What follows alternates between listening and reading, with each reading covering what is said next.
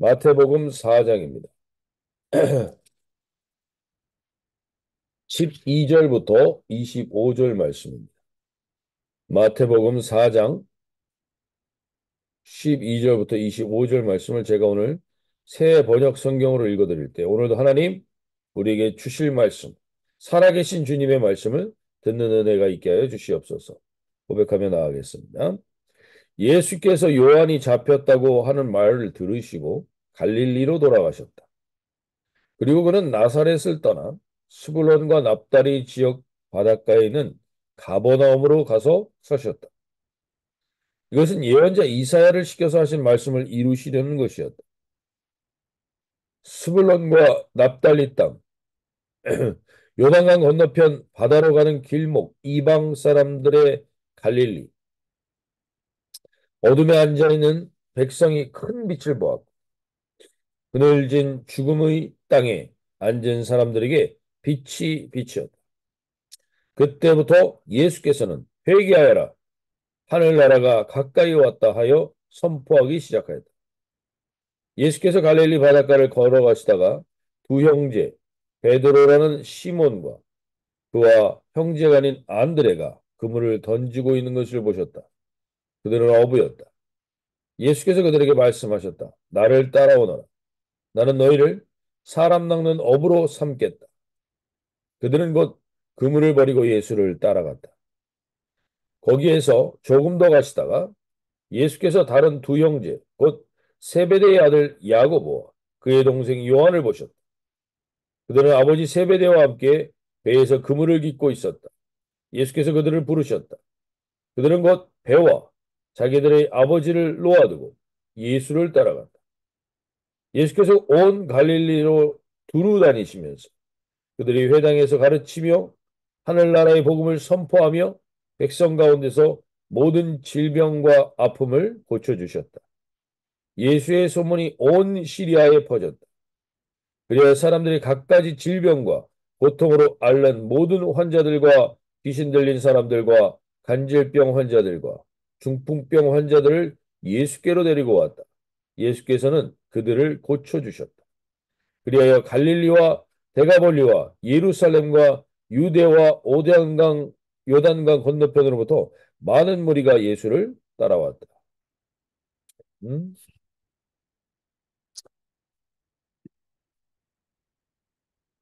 네, 오늘 우리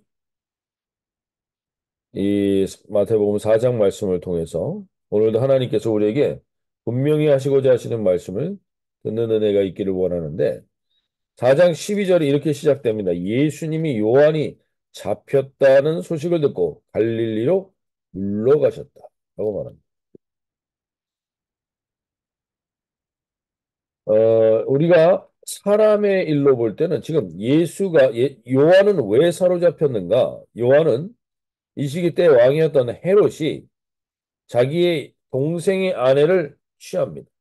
동생의 아내 헤로디아를 취하는 잘못된 행동을 했습니다. 그래서 세례요한은 그의 잘못된 행동을 불의가 의를 지배하고 있는 부분에 대해서 강력하게 비판하며 독사의 자식들이라고 심판하며 이야기합니다.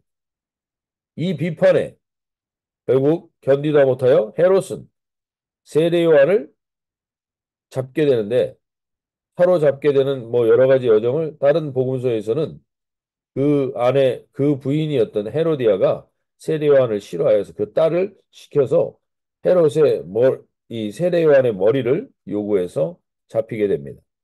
어찌됐건 이 세례 요한이 사로잡혔다라는 억울하게 옥살이를 하게 됐습니다.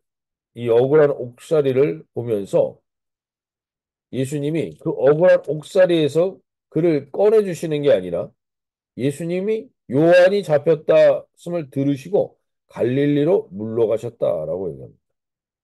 즉 이제 그 예루살렘에서 함께 세례 요한의 극찬을 받았던 예수님이 그 자리에 같이 있으면 같이 사로잡힐 것 같아서 갈릴리로 물러가셨다는 겁니다. 억울하게 사로잡힌 세례 요한을 꺼내줄 생각을 하지 않고 예수님이 마치 도망자처럼 도망간 것처럼 보입니다. 비겁해 보이기도 하고. 그러나 우리가 분명히 아셔야 되는 것은 세상이 말하고 있는 의, 세상이 말하고 있는 정의, 그것 때문에 우리가 오히려 그 의롭다는 것 때문에 우리의 사명을 잃어버릴 수 있습니다. 예수님은 그리고 세례요한은 철저하게 사명대로 살다 가는 것이고 예수님이 나중에 세례요한은 목이 잘려 죽었지만 예수님은 세례요한보다 더 비참하게 십자가에 죽으십니다. 죽음이 두려워서 피하신 게 아닙니다. 오늘 우리가 이 아침에 다시 한번 돌아봐야 될 것은 정의와 공의 다 중요한 것이지만 우리는 이 땅은 어찌됐건 간에 불의와 악이 예수님이 다시 오시기 전까지는 계속해서 판을 치게 돼 있습니다. 그래서 정의와 공의대로 사는 것 이전에 우리는 사명대로 사는 게 중요한 겁니다. 사명. 어차피 이 땅에 억울한 일은 계속되고 이 땅에 잘못된 불의는 계속됩니다. 그것에 우리가 이끌려서 우리의 사명을 잃어버리는 자리에 있으면 안 되는 것이죠. 오늘 세례요한은 명확하게 자기의 사명을 알고 있습니다. 그것은 마태복음 3장 3절에서 이렇게 얘기하죠. 광야에 외치는 자의 소리가 있어 이르되 너희는 주의 길을 준비하라. 그가 오실 길을 곧게 하라. 세례요한은 사명이 무엇이었습니까? 주의 길을 준비하고 그의 길을 곧게 하는 것입니다. 그래서 그 길을 준비하여 예수님께 세례를 줌으로 인하여서 세례 요한의 사명은 거진 다 한 것입니다. 우리는 죽음이 억울하냐 안 억울하냐 죽을 때 이렇게 죽으면 억울한 것이고 저렇게 죽으면 안 억울한 것이고 우리의 기준입니다. 9988 234라는 옛날에 그런 표현이 있었는데 99세까지 편안하게 살다가 2, 3일 앓다가 죽는 거 이게 복된 것이라고 사람들이 얘기했는데 사명자는 그렇게 살다가 죽는 게 가장 비참한 죽음입니다. 사명자는 사명을 이루다가 그 현장에서 죽는 게 가장 영광스러운 것입니다. 왜냐하면 죽음이 끝이라면 99세까지 편안하게 사는 게 더 복된 인생이고 가치 있는 인생처럼 보이죠. 그러나 죽음 이후가 반드시 있기 때문입니다. 죽음 이후에 영원한 인생이 있기 때문에 우리는 사명이 더 중요한 것입니다. 어떻게 죽을 때까지 편안하게 있다가 죽느냐가 목적이 아니라 우리는 사명을 이루었느냐 안 이루었느냐가 더 중요한 거죠. 세례요한은 그 사명을 이루었기에 그 인생이 지금 죽어도 여한이 없는 것이죠. 그래서 세례요한은 이제 영원한 천국으로 넘어가게 됩니다. 영원한 하나님의 나라로 이미 소망의 자리로 가는 것이죠. 그러면서 예수님은 이제 뒤이어서 세례 요한의 사명이 뭐였습니까? 회개하라. 천국이 가까이 왔다고. 주의 길을 준비하고 주의 오실 길을 곧게 하는 것이었습니다. 그 사명을 다하고 떠나가는 세례 요한의 바톤을 이어서 이제 17절에서 예수님이 말씀하시죠. 이때부터 예수께서 비로소 전파에 이르시되 회개하라. 천국이 가까이 왔느니라. 똑같은 세례 요한이 했던 그 사명의 바톤을 예수님이 이어서 가십니다. 저희는 오늘 이 아침에 무엇보다도 예수님이 말씀하십니다. 우리의 사명이 무엇인가? 가장 중요한 첫 번째 사명이 무엇인가?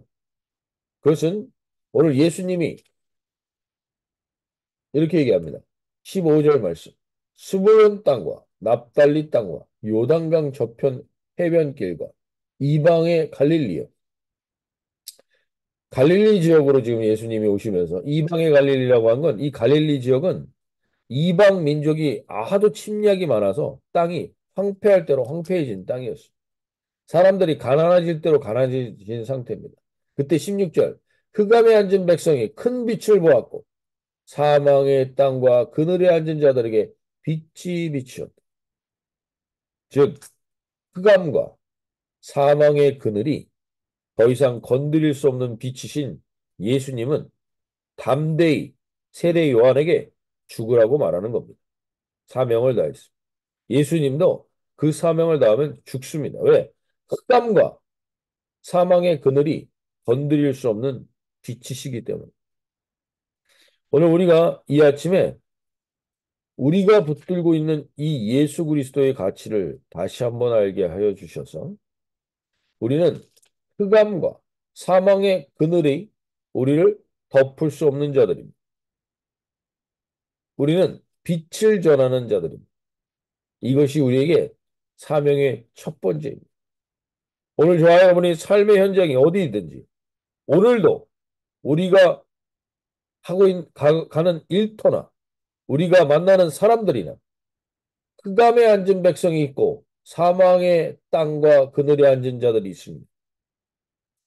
그들에게 우리는 담대히 예수 그리스도의 빛을 입으로든지 말로든지 아니면 삶으로든지 우리의 표정으로든지 무엇으로든지 그 빛을 비출 수 있는 존재로 살아가시는 저와 여러분이 되길 바랍니다. 오늘 이 아침에 주님 우리를 부르셨고 우리가 다시금 사명의 눈을 뜨는 저희가 되게 해주십시오. 우리는 흑암이 지배할 수 없는 존재들입니다. 우리는 사망의 그늘에 앉아 있을 수 없는 자들입니다. 그것을 모두 그 어둠의 세력을 끊으시고 우리에게 부활의 영광을 주신 예수님이 우리에게 말씀하십니다. 너희가 누구인지를 알고 그 사명을 가지고 살아가는 하루가 되라고 우리를 일깨우십니다. 오늘 이 아침에 저희가 깨어서 다시 한번 나를 지금 누르고 있는 어둠이 있습니까? 흑암이 있습니까? 사망의 그늘이 있습니까? 그것들은 나를 덮을 수 없음을 오늘 선포하십시오. 예수님이 빛으로 나에게 임하셔서 오늘 새 날을 마치 오늘 이 맑은 햇살처럼 오늘 이 햇살처럼 오늘 꼭 이 하늘을 한번 보시며 새 날을 시작하시면 좋겠어요. 하늘의 그 빛처럼 분명히 명확하게 우리에겐 사망과 흑암이 건드릴 수 없는 빛의 존재들임을 알고 나아가는 저희들 되게 해달라. 그 하나님을, 그 예수님을 우습게 만들고 그 예수님보다 더 능력 있는 것을 붙들고 있는 우리가 회개하며 일어나는 이 하루의 한 날이 되게 해달라고. 하늘을 바라보며 이 빛이 분명히 살아서 역사하는 것처럼 우리에게 예수님은 매 오늘 우리의 삶의 모든 영역에서 이 빛을 비추는 하루를 살게 하실 겁니다. 더 이상 흑암에 앉은 백성, 사망의 그늘에 앉은 백성은 없습니다. 지금도 북한에서 억울하게 그 사명을 억울한 죽음처럼 보이는 죽음을 죽으며 사명을 감당하시는 분들이 있습니다. 우리가 감히 짐작할 수도 없는, 우리가 감히 에, 생각해 볼 수도 없는 그러한 고통 가운데 끝까지 이 빛을 비추는 존재들이 있습니다. 그들을 위해서도 오늘 우리가 마음을 다하여 함께 기도할 수 있는 그들이 끝까지 사명을 잘 감당하도록 위하여 기도하는 기도의 마음이 있는 이 하루가 되시길 바랍니다. 오늘 예수님은 우리에게 두 번째로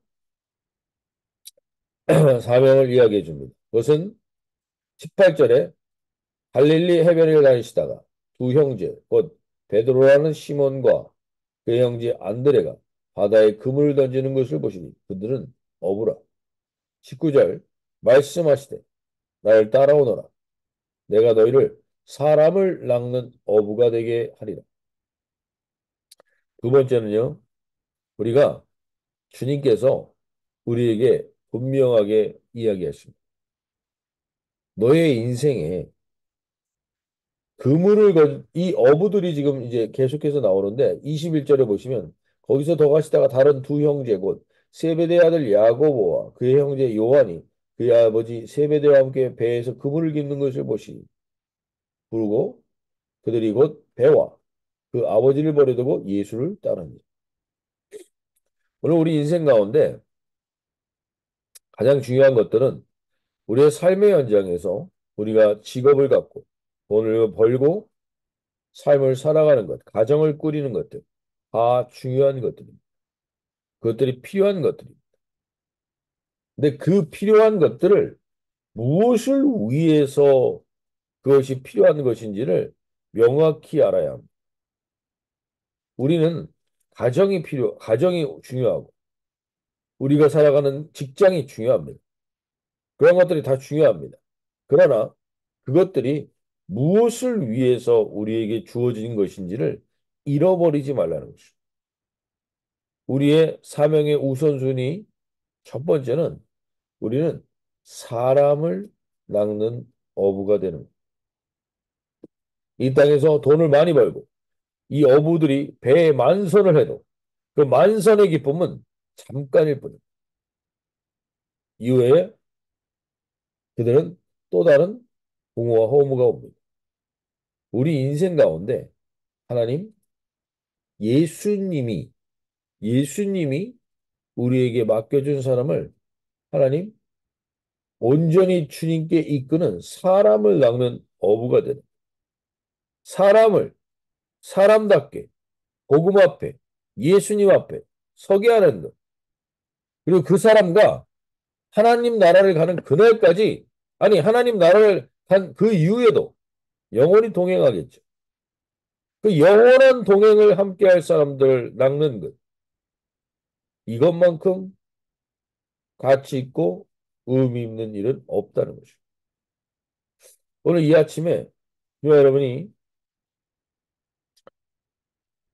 그 사람을 낚는 것 중에 하나는 내 가족들도 하나의 그 이유가 되겠죠. 우리가 정말 그 신들러 리스트의 마지막 장면처럼 이 금배지 하나, 이 옷, 이 차, 이거 팔아서 한 사람을 구할 수 있었다면 이라는 후회를 덜 하는 인생을 오늘 살아가는 그러한 사명에 눈을 뜬 하루가 되기를 소원합니다. 오늘 이 아침에 저 여러분이 만나는 사람들, 그 사람들에게 하나님 이 빛을 비출 수 있고 사람들을 주께로 돌아오게 하며 또 그뿐만 아니라 그 사람과 영원히 동행하는 겁니다. 영원히 동행할 사람의 가치를 우리가 알고 사람을 그렇게 소중하게 여기며 만날 수 있길 바랍니다. 근데 영원히 동행하는데 이 사람이 잘못된 부분이 있다. 그 부분 얘기 안 해주면 영원히 동행하기 어렵잖아요. 그럴 땐 얘기해 줄 수도 있는 거죠. 중요한 건 우리가 이 사람이 교회를 나오느냐 안 나오느냐 예수님을 잘 믿느냐 안 믿느냐 우리가 그걸 결정할 수 없습니다. 그러나 중요한 건 하나님이 우리에게 그 사람과 함께 영원한 하나님의 나라를 같이 갈 수 있느냐는 그리고 이 땅에서부터 그 하나님의 나라를 예수님의 빛을 비추며 같이 동행할 수 있느냐 그러한 한 사람 한 사람들을 내 안에 소중히 여기는 사람을 낚는 사명 그것만이 마지막에 후회 없는 인생을 살게 된다는 오늘 우리가 사명을 할 때, 사명을 우리가 제대로 할 때, 우리 인생에 후회가 없게 됩니다. 이게 이러한 삶을 살 수 있도록. 오늘 하나님, 우리가 이 하루 후회 없는 하루가 되게 해주십시오. 그 후회 없는 하루에 눈을 드는 이 하루가 되게 해주십시오. 기도하며 나갈 수 있길 바랍니다. 마지막으로 예수님은 그 제자들을 부르신 다음에 이렇게 행동하십니다. 23절에. 예수께서 온 갈릴리에 두루 다니사 그들을 회당에서 가르치시며 천국 복음을 전파하시며 백성 중에 모든 병과 모든 약한 것을 고치시. 이게 예수님의 3대 사역인데 예수님이 이 사역을 예수님의 제자들을 부르신 다음에 이 사역을 하신다는 것을 잘 보셔야 합니다. 순서가 제자들을 먼저 부르시고 흑암 가운데서 그들을 부르신 다음에 그들에게 천국 복음을 예수님의 3대 사역이라고 그러는데 첫 번째가 티칭 사역입니다. 티칭. 무엇을 티칭해 주시냐? 우리가 죄인인 것과 그래서 회개하라는 것과 하나님의 나라는 예수님으로부터만 온다는 것을 가르쳐. 이걸 티칭해 주시는. 말씀이 육신이 되신 분, 그 말씀을 붙들 때 우리가 온전히 회복이 될 수 있는 거죠. 그래서 이 티칭 사역, 그리고 두 번째가 프리칭 사역이었어요. 천국 복음을 전파합니다. 삶의 우선순위를 하나님의 나라에 두라는 것입니다. 우리의 삶의 우선순위를 하나님 나라를, 너희들은 하나님 나라의 후계자들이야. 이 땅에서 시시하고 구질구질하게 살다 끝나는 인생이 아니야. 라는 걸 일깨워주는 거예요. 우리는 하나님의 나라의 백성으로서, 그 자녀로서 이 땅에서 담대히 살아가는 거예요. 그게 프리칭 사역이에요. 세 번째는 병든 자, 가난한 자, 약한 자, 정신적으로 약하고 마음이 약하고 이런 사람들을 회복시켜주는 힐링 미니스트리, 티칭 미니스트리, 프리칭 미니스트리, 힐링 미니스트리. 이것을 예수님을 따라가는 제자라면 우리가 이 땅에서 그 사명을 감당해야 하는 것입니다. 오늘 하나님이 이 아침에 우리에게 사명에 깨어있는 하루를 살길 원하십니다. 흑암에 앉은 백성과 사망의 땅의 그늘로 앉아있는 우리들에게 주님이 말씀하십니다. 그걸로 우리는 끝나지 않습니다. 우리에겐 예수 그리스도가 빛으로 비친 인생이기 때문에. 그래서 우리를 통해서 하나님은 반드시 사람을 건져 올리길 원하십니다. 사람을, 죽어가는 사람들, 무너진 사람들, 복음을 몰라 자기의 가치를 무너뜨리고 살아가는 사람들을 건져 올리는 인생을 사는 것입니다. 그리고 그들을 티칭하고 프리칭하고 힐링하는 사역을 감당하라고 그 제자로 목사들만 부르신 게 아닙니다. 그 제자로 장로들만 부른 게 아닙니다. 그 제자로 모든 크리스천을 부르신 겁니다. 오늘 그 제자의 삶을 살아가는 저와 여러분 되시기를 소원합니다. 자, 이렇게